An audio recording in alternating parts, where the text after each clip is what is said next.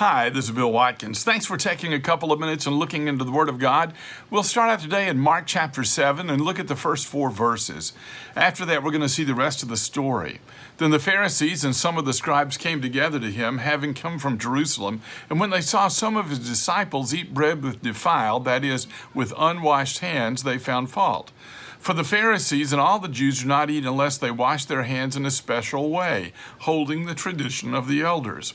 When they come from the marketplace, they do not eat unless they wash, and there are many other things which they've received and hold, like washing of cups and pitchers, copper vessels, and couches. It's incredible all of the regulations that the Jews had, but I want to tell you, first of all, that when a Jew washed his hands, he had a certain way. He didn't wash it in order to wash off the dirt, and he didn't wash it for hygiene's sake.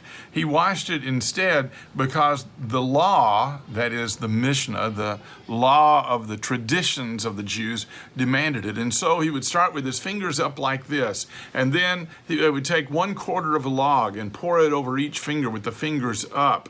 And then once that 1/4 of a log, which by the way is 1.5 eggshells of water, and they would pour it over the fingers, then they would take their fist and they would rub their fist into their hands to cleanse their hands. And then they would do it with the other, again, 1.5 eggshells full, 1/4 of a log.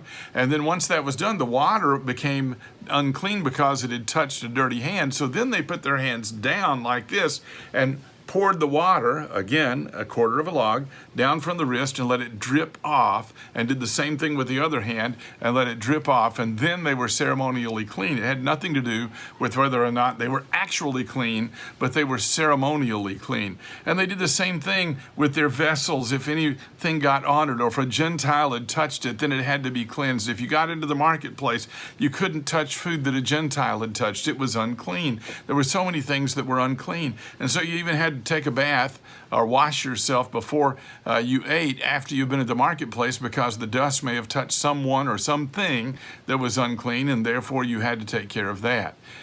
To them, religion was all about regulations, not about principles, not about relationships, all about regulations. But religion isn't about regulation. The life we live with God is about a relationship we have to God. And yes, there are rules that God intends for us to follow. But what he wants is not for us to think about the rules as the primary part of Christianity, but the relationship that we have with him. And we follow the rules because of the relationship. We'll talk more about this later. Thanks for watching.